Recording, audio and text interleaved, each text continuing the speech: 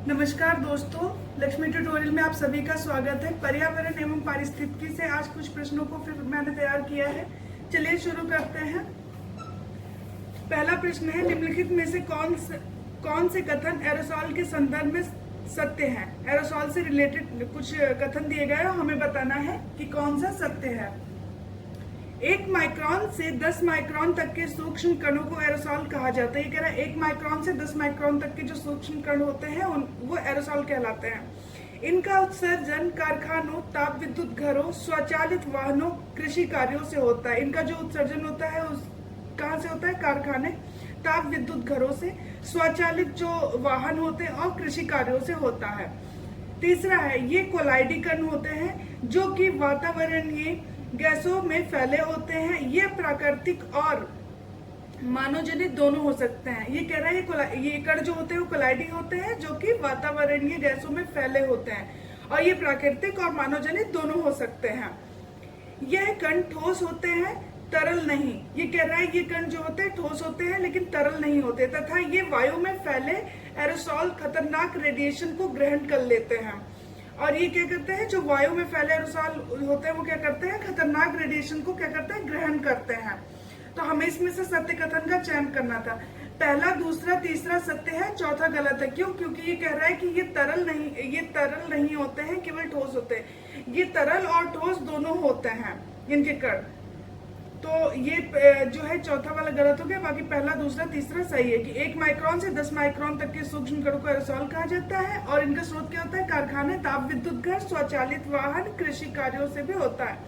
और ये कण ठोस और तरल दोनों होते हैं और ये वायु में फैले रेडिएशन को क्या करते हैं? ग्रहण कर लेते हैं। तो इसमें से पहला, दूसरा, तीसरा सही है, चौथा गलत हो गया। अच्छा, ये क्या करते हैं कि विकिरण के परावर्तन को क्या करते हैं? बढ़ाते हैं, जिसमें क्या होता है? एल्बिडो में भी वृद्धि होती है और इससे ग्लोबल कूलिंग की संभावना बनती है। बड़े आकार के कण जो होते हैं, बड़े आकार के ठोस कण, वो धूल कहलाते हैं। अगला प्रश्न देखते हैं। फ्लाई ऐश के संदर्भ में निम्न कथनों पर विचार करें और सही उत्तर का चयन करें। फ्लाई ऐश के बारे में कुछ कथन दिए गए हैं, हमें उसके बारे में बताना है कि कौन से कथन सही हैं। यह सूक्ष्म पाउडर होता है। ये कह रहा है फ्लाई ऐश जो होता है वो सूक्ष्म पाउडर होता है, वायु के साथ दूर तक यात्रा कर सकता है। इसका उत्सर्जन कोयला आधारित ताप विद्युत घरों से होता है। जो फ्लाई ऐश होता है वो सूक्ष्म पाउडर होता है और ये क्या करता है? दूर तक यात्रा करता है। किसके साथ? वायु के साथ। और इसका जो उत्सर्जन होता है वो कोयला आधारित ताप विद्युत घरों से होता है। ये पहला कथन था। दूसरा है, इसके कणों के निर्माण एल्यूमीनियम, सिलिकेट, सिलिकॉन डाइऑक्साइड तथा कैल्शियम ऑक्साइड से होता है। ये कह रहा है इसके कणों का जो निर्माण होता है किससे होता है? एल्यूमीनियम, सिलिकेट, सिलिकॉन डाइऑक्साइड और कैल्शियम ऑक्साइड से होता है। तीसरा कथन है, इसमें सीसा, आर्सेनिक, कोबाल्ट एवं कॉपर जैसी जहरीली भारी धातुओं के कण भी होते हैं। इसमें न केवल ये क्या नाम है, इनका निर्माण जो होता है एल्यूमीनियम, सिलिकेट, सिलिकॉन डाइऑक्साइड और कैल्शियम ऑक्साइड से होता है, बल्कि इसमें क्या होता है? सीसा, आर्सेनिक, कोबाल्ट एवं कॉपर जैसी जहरीली भारी धातुओं के कण भी मौजूद होते हैं। चौथा है, ये पौधों की पत्तियों पर जमा होकर इसके जो सूक्ष्म कण होते हैं पाउडर की तरह होता है और वो सूक्ष्म जो कण होते हैं पाउडर जैसे वो पत्तियों पर जाते हैं पौधों के, और उससे क्या होता है? जब वो जमा हो जाते हैं पत्तियों पे तो प्रकाश संश्लेषण को बाधित करते हैं और उससे क्या होता है? यही नहीं करते और उनकी पौधों की वृद्धि को भी रोकते हैं। ये इससे क्या होता है? पौधों से जो निकलता है ऑक्सीजन वो घटने लगता है और इससे वायु की जो गुणवत्ता होती है उसका भी ह्रास होने लगता है। तो ये चौथा कथन यही बोल रहा है कि ये पौधों की पत्तियों पर जमा होकर उनके प्रकाश संश्लेषण को बाधित ही नहीं बल्कि उनकी वृद्धि को भी रोक देते हैं। परिणाम स्वरूप पौधों से निकलने वाली ऑक्सीजन की मात्रा के घटने से वायु की गुणवत्ता का भी ह्रास होता है। तो हमें इसमें से सही कथन का चयन करना था। उपरोक्त सभी यानी कि सभी सत्य हैं। आगे देखते हैं।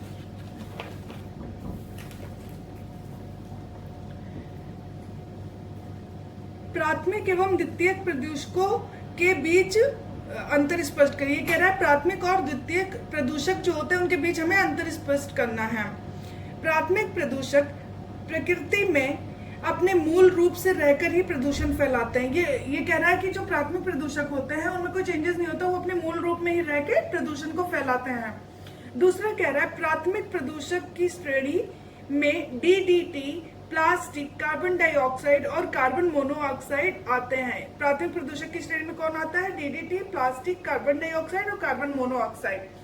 तीसरा कथन है द्वितीय प्रदूषक प्राथमिक प्रदूषकों की अंतरक्रिया से निर्मित होते हैं। कह रहा है कि जो ये प्राथमिक प्रदूषक है ना, उनके साथ अंतरक्रिया करके क्या करते हैं? द्वितीय प्रदूषक बनते हैं। और इससे क्या होता है, जैसे इसके जो द्वितीय प्रदूषक है इसकी श्रेणी में कौन कौन होते हैं? पेरोक्सी एसिटिल नाइट्रेट का निर्माण नाइट्रोजन ऑक्साइड एवं हाइड्रोकार्बन की अंतरक्रिया से होता है। ये पहले कह रहा है कि द्वितीय प्रदूषक जो होते हैं वो प्राथमिक प्रदूषक की अंतरक्रिया से निर्मित होते हैं, तो उसी को इसने बताया है। जैसे पेरोक्सी एसिटिल नाइट्रेट का निर्माण कैसे होता है? नाइट्रोजन ऑक्साइड एवं हाइड्रोकार्बन की अंतरक्रिया से होता है। ये तीसरा कथन था। चौथा है ओजोन तथा अमोनिया द्वितीय प्रदूषक के वर्ग में आते हैं। ओजोन और अमोनिया किसके? द्वितीय प्रदूषक के वर्ग में आते हैं। तो ये सभी कथन थे और ये हमें क्या बताना था? अंतर स्पष्ट करना था किसमें? प्राथमिक और द्वितीय प्रदूषक के बीच में। तो उपरोक्त सभी यानी सभी कथन सही है। प्राथमिक प्रदूषक कौन से होते हैं? ये प्रकृति में क्या करते हैं? अपने मूल रूप में रहकर ही प्रदूषण फैलाते हैं। जबकि द्वितीय प्रदूषक क्या करते हैं? प्राथमिक से अंतरक्रिया करके निर्मित होते हैं। जैसे कि क्या बताया? पेरोक्सी एसिटिल नाइट्रेट का निर्माण कैसे होता है? नाइट्रोजन ऑक्साइड और हाइड्रोकार्बन के साथ अंतरक्रिया करके होता है। और जो द्वितीय प्रदूषक की श्रेणी में आते हैं, ओजोन और अमोनिया द्वितीय प्रदूषक के वर्ग में आते हैं। और जो प्राथमिक प्रदूषक की श्रेणी में आते हैं वो कौन कौन से होते हैं? जैसे प्लास्टिक हो गया, कार्बन डाइऑक्साइड हो गया, कार्बन मोनोऑक्साइड, डीडीटी आदि इसके श्रेणी में आते हैं। तो ये सभी था प्राथमिक और द्वितीय प्रदूषक के बारे में। तो उपरोक्त सभी सत्य है। आगे देखते हैं। निम्नलिखित पर विचार करें और सही उत्तर का चयन करें। प्राथमिक प्रदूषक सल्फर डाइऑक्साइड वायुमंडल की ऑक्सीजन के साथ अभिक्रिया करके सल्फर ट्राइऑक्साइड बनाती है, जो एक द्वितीय प्रदूषक है। अभी हमने पिछले प्रश्न में यही देखा था कि जो द्वितीय प्रदूषक होते हैं वो क्या करते हैं? प्राथमिक प्रदूषक के साथ अंतरक्रिया करते हैं। तो ये पहला कथन क्या बोल रहा है कि प्राथमिक प्रदूषक सल्फर डाइऑक्साइड, प्राथमिक प्रदूषक कौन है? सल्फर डाइऑक्साइड वायुमंडल की ऑक्सीजन के साथ क्या करते हैं? अभिक्रिया करते हैं। तो सल्फर डाइऑक्साइड प्लस ऑक्सीजन के साथ अभिक्रिया करेगा तो फिर क्या बन जाएगा? सल्फर ट्राइऑक्साइड, जो कि एक द्वितीय प्रदूषक है। ये पहला कथन है। ये क्या होगा? द्वितीय प्रदूषक कहलाएगा। दूसरा है सल्फर ट्राइऑक्साइड, यानी कि जो सल्फर डाइऑक्साइड था वो क्या किया? वायुमंडल के ऑक्सीजन के साथ अभिक्रिया किया और क्या बन गया? Sulphur trioxide. और ये जो सल्फर ट्राइऑक्साइड है उसके बारे में अब क्या बोल रहा है? सल्फर ट्राइऑक्साइड जलवाष्प से मिलकर सल्फ्यूरिक अम्ल बनाता है। और सल्फर ट्राइऑक्साइड जलवाष्प में मिला और उससे क्या हुआ? सल्फ्यूरिक अम्ल बनाया।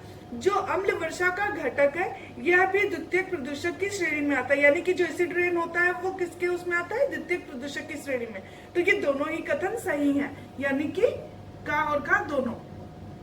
आगे देखते हैं प्रदूषक एवं स्रोत। ये प्रदूषक दिए हुए हैं और उनके स्रोत दिए गए। हमें बताना है कि कौन कौन से सुमेलित है। कार्बन मोनोऑक्साइड परिवहन, कार्बन डाइऑक्साइड जीवाश्म ईंधन दहन, मीथेन, दीमक, क्लोरोफ्लोरोकार्बन, फोम, शीशा, मोबाइल। ये कह रहा है कि कार्बन मोनोऑक्साइड के स्रोत क्या है? परिवहन जो चलते हैं। कार्बन डाइऑक्साइड का जीवाश्म ईंधन का दहन, मीथेन से दीमक और ये धान के खेत वगैरह। आर्द्र भूमि में सबसे ज्यादा इसका योगदान होता है। जो आर्द्र भूमियां होती है वहां से मीथेन का उत्सर्जन होता है। क्लोरोफ्लोरोकार्बन में फोम जो होता है, शीशा यानी लेड किससे? मोबाइल से। तो इसमें से हमें बताना है कौन सा सुमेलित है। तो ये सभी सही सुमेलित है, यानी कि कार्बन मोनोऑक्साइड परिवहन, कार्बन डाइऑक्साइड जीवाश्म ईंधन दहन, मीथेन दीमक, क्लोरोफ्लोरोकार्बन फोम और शीशा मोबाइल। चलिए आगे बढ़ते हैं।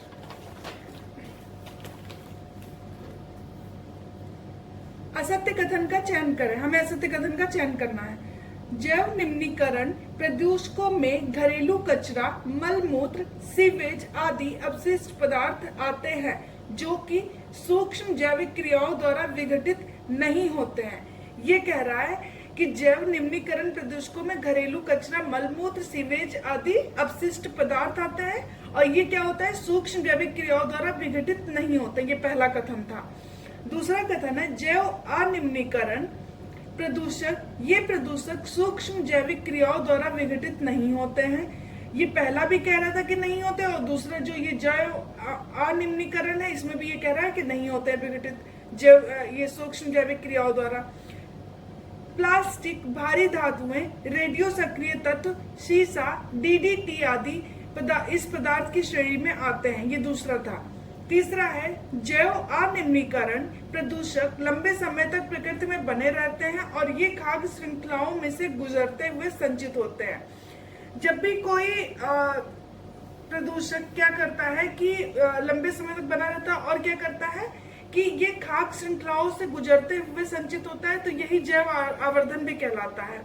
तो ये तीसरा कथन था। जैव अनिम्नीकरण क्या होता है, ये प्रदूषक क्या करते हैं, लंबे समय तक प्रकृति में बने रहते हैं और खाद्य श्रृंखलाओं में से गुजरते हुए संचित होते रहते हैं। चौथा है पर्यावरण के अजैविक घटकों के भौतिक, रासायनिक एवं जैविक अभिलक्षणों में पर्यावरण के अजैविक घटकों के भौतिक, रासायनिक और जैविक अभिलक्षणों में होने वाला अवांछनीय परिवर्तन जिससे जीवन एवं जीवन आधारित तंत्रों पर नकारात्मक प्रभाव पड़ता हो प्रदूषण कहलाता है।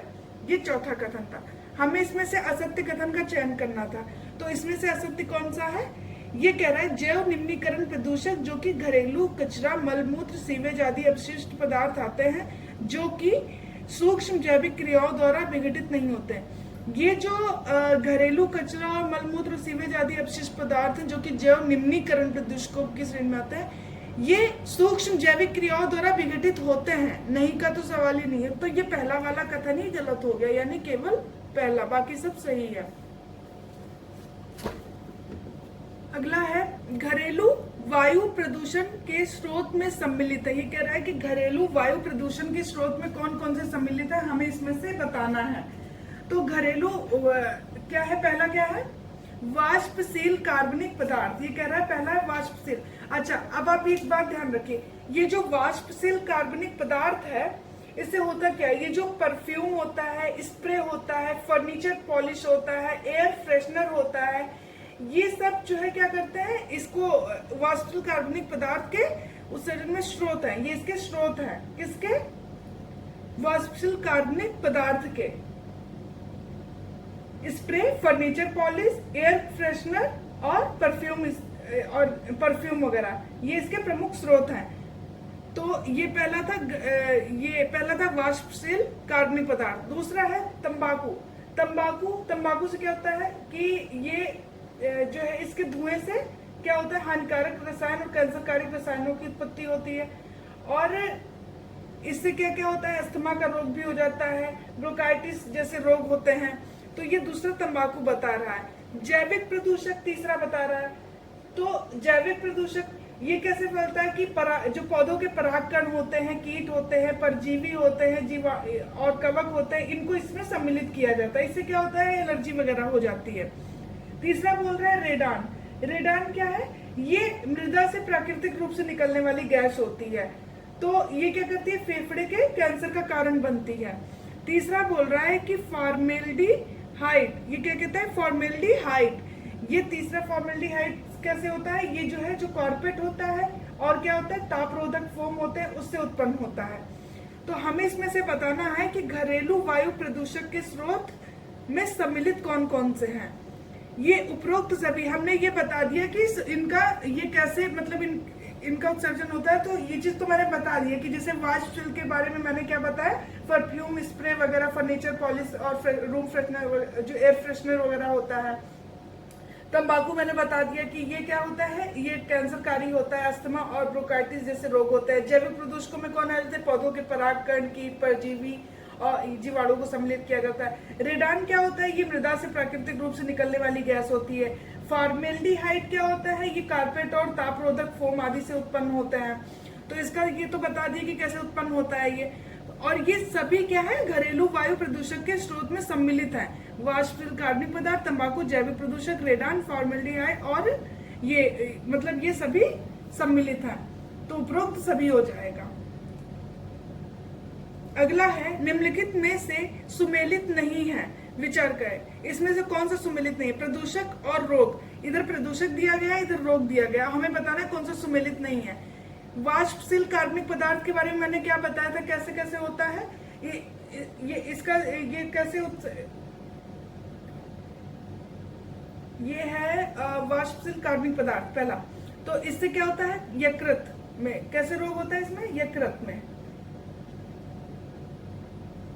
अब इसका होता क्या? आंख, नाक, त्वचा में जलन हो जाता है, सिर दर्द होता है, जी मचलाने लगता है। और ये क्या करता है? ये जो पदार्थ होते हैं वाष्पशील कार्बनिक पदार्थ, ये क्या करते हैं कि शरीर में जमा हो जाते हैं, और जमा होने के बाद क्या करते हैं? ये जो यकृत होता है और क्या शरीर के अन्य अंगों को भी क्षतिग्रस्त करने लगते हैं। तो ये पहला वाला बिल्कुल सही सुमेलित है। तंबाकू से क्या होता है? ब्रोंकाइटिस। ये कह रहा है तंबाकू से कौन सा रोग होता है? ब्रोंकाइटिस। ब्रोंकाइटिस क्या होता है? ये फेफड़े तक सांस ले जाने वाली नलियां जो होती हैं उनकी अंदरूनी परत में क्या होता है? सूजन आ जाता है। तो ये किससे होता है? तंबाकू से। तीसरा बोल रहा है रेडान, जो कि प्राकृतिक रूप से इससे कैसे निकलता है? ये मृदा से प्राकृतिक रूप से निकलने वाली गैस होती है रेडान। ये क्या करती है? फेफड़े में कैंसर करती है, यानी कि फेफड़े का कैंसर का कारण कौन बनता है? Radon gas. दूसरा है फॉर्मल्डिहाइड, आंख एवं नाक में जलन। ये कह रहा है कि आंख और नाक में जलन होती है, किससे? और एलर्जी भी करता है ये। तो ये फॉर्मल्डिहाइड के बारे में बोल रहा है। जैविक प्रदूषक, ये क्या करते हैं? एलर्जी और संक्रमण जन्य रोग हैं। तो ये हमें बताना था कि कौन सा नहीं सुमेलित है। ये सभी सही सुमेलित है, तो उपरोक्त में से कोई नहीं। तो ये सब। अगला प्रश्न देखते हैं।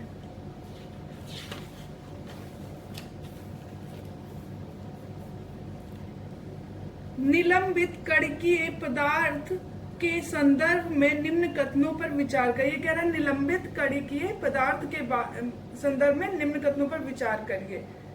तो हम देखते हैं पहला कथन क्या कह रहा है। इसमें ठोस एवं निम्न वाष्प दाब वाले द्रव कण आते हैं। ये कह रहा है इसमें ठोस और निम्न वाष्प दाब वाले द्रव कण आते हैं, जिनका आकार 0.01 माइक्रोमीटर से 100 माइक्रोमीटर तक होता है। इसमें कौन से आते हैं? ठोस और निम्न वाष्प दाब वाले द्रव कण आते हैं, और इनका आकार कितना होता है? 0.01 माइक्रोमीटर से 100 माइक्रोमीटर तक होता है। ये पहला कथन है। दूसरा है 10 माइक्रोमीटर से छोटे आकार के कण, जिन्हें PM10 कहते हैं, ये श्वसनशील निलंबित कणकीय पदार्थ कहलाते हैं। 10 माइक्रोमीटर से छोटे आकार के जो कण होते हैं उन्हें क्या बोला जाता है? PM10, और ये श्वसनशील निलंबित कणकीय पदार्थ कहलाते हैं। ये दूसरा कथन है। तीसरा है सबसे छोटे कण 2.5 माइक्रोमीटर से भी कम आकार के होते हैं, जिन्हें PM2.5 कहते हैं। भारत में PM2.5 एवं PM10 की स्थिति चिंताजनक है। इससे बड़े नगरों में सांस लेने में मुश्किलें होती जा रही हैं। ये कह रहा है कि ये जो सबसे छोटे कण है 2.5 माइक्रोमीटर से भी कम होते हैं सबसे छोटे कण, और जिन्हें क्या बोला जाता है? PM2.5। भारत में इसकी स्थिति चिंताजनक है। किसकी? 2.5 से लेकर PM10 तक की स्थिति को चिंताजनक बताया गया। इससे क्या होता है? जो बड़े नगर है उसमें सांस लेने की मुश्किलें होती जा रही हैं लोगों को। चौथा है इसमें पाए जाने वाले बड़े कण औद्योगिक धूल कण, ज्वालामुखी कण, सल्फेट व कार्बन कण और बहुनाभिकीय एरोमेटिक हाइड्रोकार्बन होते हैं। इसमें जो बड़े कण होते हैं वो कैसे होता है? औद्योगिक धूल कण, ज्वालामुखी कण, सल्फेट, कार्बन कण और बहुनाभिकीय एरोमेटिक हाइड्रोकार्बन होते हैं। हमें इसमें से बताना था कि निलंबित कणकीय पदार्थ के संदर्भ में सत्य कथन का हमें चयन करना था। तो ये सभी सही हैं। आगे देखते हैं। निम्नलिखित में से असत्य कथन का चयन करें। असत्य कथन का हमें चयन करना है। पर्यावरण, वन एवं जलवायु परिवर्तन मंत्रालय ने 2009 यानी 2009 में एक अधिसूचना जारी की थी, जिसके अनुसार सभी निर्माण परियोजनाओं, सड़कों के तटबंधों एवं ताप संयंत्रों की 100 किलोमीटर की परिधि में भूमि भराव कार्यों के लिए फ्लाई ऐश का प्रयोग अनिवार्य कर दिया गया। पर्यावरण, वन एवं जलवायु परिवर्तन मंत्रालय ने 2009 में एक अधिसूचना जारी की थी और उसके अनुसार ये था कि जो निर्माण परियोजनाएं हैं, सड़क के जो तटबंध और ताप विद्युत संयंत्र की 100 किलोमीटर की परिधि में जो भूमि भराव का कार्य किया जाता है, उसमें किसका यूज किया जाएगा? फ्लाई ऐश का यूज किया जाएगा। ये पहला कथन था। और ये जो 2009 का अधिसूचना था, उसमें और क्या था? इसका उद्देश्य ये था, इसका उद्देश्य तरीके से एक निश्चित दायरे में फ्लाई ऐश के 100% उपयोग के लक्ष्य को हासिल करना था। इसमें क्या था? 100% उपयोग के लक्ष्य को हासिल करना था। ये इसका था 2009 का जो था पर्यावरण, वन एवं जलवायु मंत्रालय ने जो 2009 में अधिसूचना जारी की थी। तीसरा कथन है, हाल ही में पर्यावरण, वन, जलवायु परिवर्तन मंत्रालय के एक विशेषज्ञ पैनल ने प्रयोग हो रहे फ्लाई ऐश पर चिंता व्यक्त की है। अभी हाल ही में क्या हुआ है? पहले तो इन्होंने ये बोला था, इनका क्या उद्देश्य था कि जो फ्लाई ऐश है उसका 100% उपयोग करना है भूमि भराव में, ये पहला बोला था। अभी ये हाल ही का जो एक रिपोर्ट है, क्या है इसमें देखते हैं कि पर्यावरण, वन, जलवायु परिवर्तन मंत्रालय का एक विशेषज्ञ पैनल है जिसने क्या बोला है कि ये जो फ्लाई ऐश का यूज किया जाता है, इसमें क्या होता है कि भारी धातुओं के अंतःस्पंदन से भौम जल प्रदूषित होगा और ये खानों के छिद्रों को भर देगा, जिससे भूजल के पुनर्भरण में कठिनाई आएगी। तो अभी हाल ही में पर्यावरण, वन, जलवायु परिवर्तन मंत्रालय के एक विशेषज्ञ पैनल ने प्रयोग में हो रहे फ्लाई ऐश पर चिंता व्यक्त की है। इसमें पाए जाने वाले, किसमें? फ्लाई ऐश में पाए जाने वाली भारी धातुओं के अंतःस्पंदन से भौम जल प्रदूषित होता है, ये खानों के छिद्रों को भर देगी, जिससे क्या होगा? भूजल के पुनर्भरण में कठिनाई आएगी। ये पहला था। अभी फिर क्या है? फ्लाई ऐश से भरे गए स्थानों में पौधों की जड़ें सही ढंग से विकसित नहीं हो पाएंगी। इससे हल्की हवा चलने पर भी ये पेड़ जड़ सहित उखड़ जाएंगी। तो ये चारों कथन थे, हमें असत्य कथन का चयन करना था। ये सभी सत्य हैं, तो उपरोक्त में से कोई नहीं। कि 2009 में क्या था कि फ्लाई ऐश को इन्होंने कह दिया था कि जो भूमि भराव होता है 100 किलोमीटर की परिधि में, भूमि भराव कार्यों के लिए फ्लाई ऐश का प्रयोग किया जाएगा। और इनका उद्देश्य क्या था कि इसको निश्चित दायरे में इसका यूज किया जाएगा, 100% उपयोग के लक्ष्य को रखा गया था।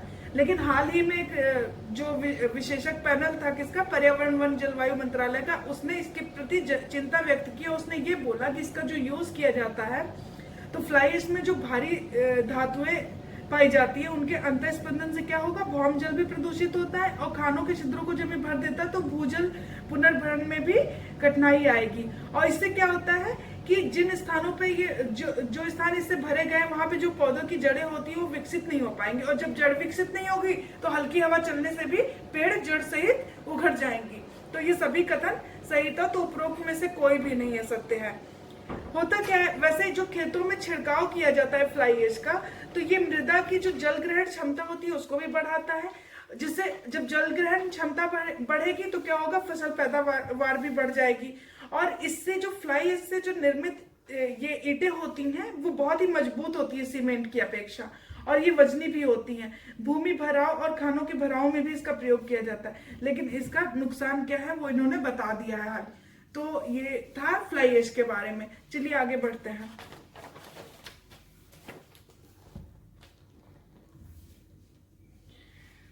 थर्मल वायु प्रदूषण के कारण विभिन्न धूल कणों से होने वाले रोग में सही सुमेलित कथन है, चयन कीजिए।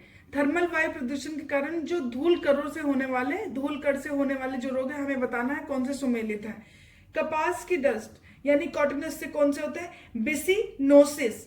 गन्ने की धूल बेगासोसिस। अनाज की धूल फुसफुस। Silica anthracosis. कोयला कण सिलिकोसिस। हमें बताना है इसमें से कौन सा सुमेलित है। कपास की डस्ट से क्या होता है? विसिनोसिस।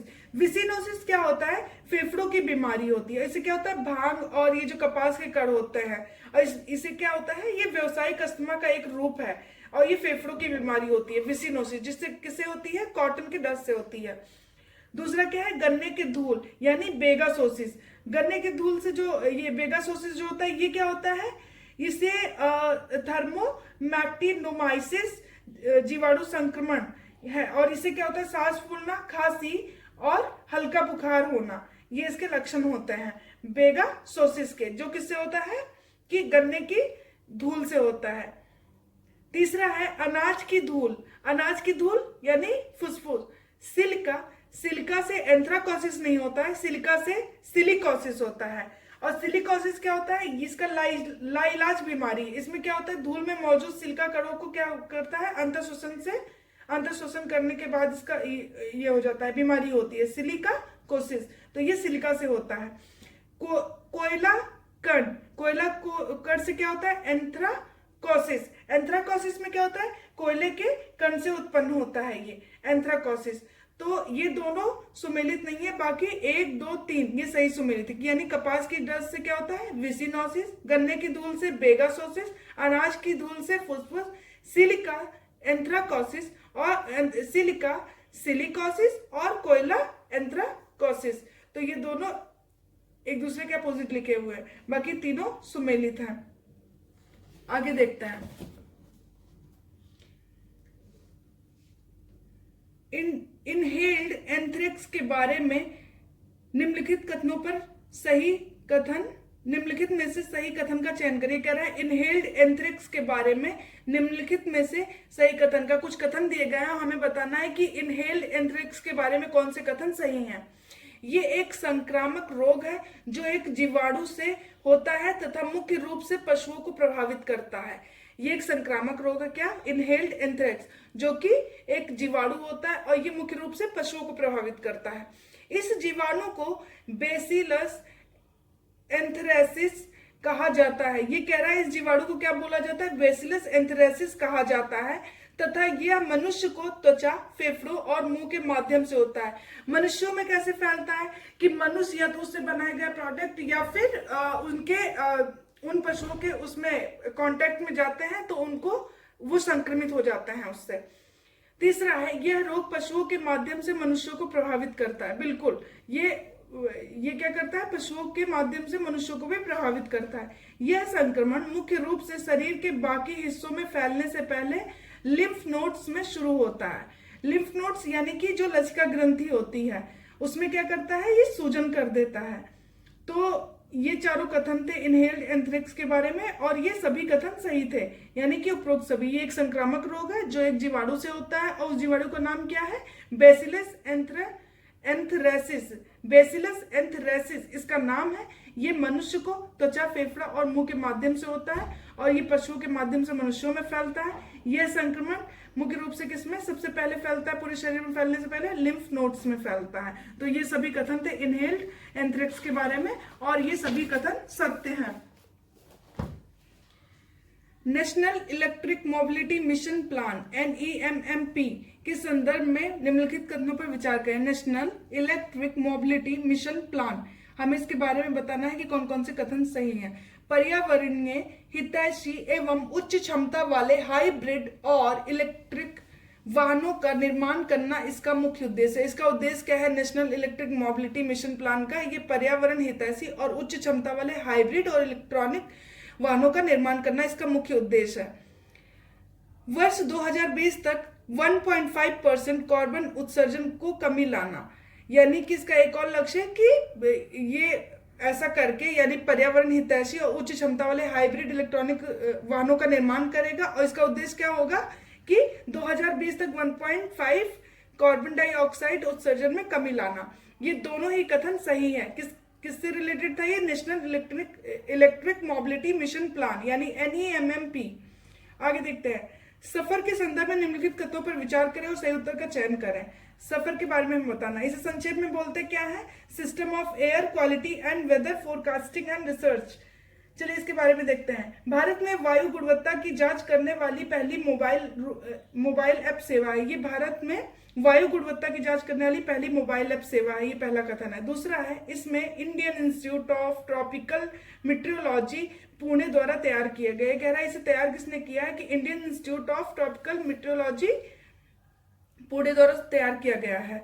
तीसरा कथन है, इस एप्लीकेशन का उपयोग करने वालों को रंग कोडित प्रणाली के माध्यम से वर्तमान डेटा और वायु गुणवत्ता बताएगा। ये क्या करता है, इसका जो उपयोग करते हैं इस एप्लीकेशन का लोग, तो उसमें रंग कोडित प्रणाली के माध्यम से जो करंट में डेटा होता है उस और वायु गुणवत्ता को ये बताएगा। अच्छा, इसका कलर का यूज करता है कि मतलब रेड, ग्रीन, ब्लू इस टाइप से यूज करता है। अच्छा, अगला है कि इसे संक्षेप में system of air quality and weather forecasting and research कहता है। और हमें बताना था कि इसमें से सही कौन सा है सफर के बारे में। ये उपरोक्त सभी यानी सभी कथन सही हैं। आज के लिए इतना ही। Thank you so much. अगर वीडियो अच्छा लगे तो लाइक और सब्सक्राइब करिए।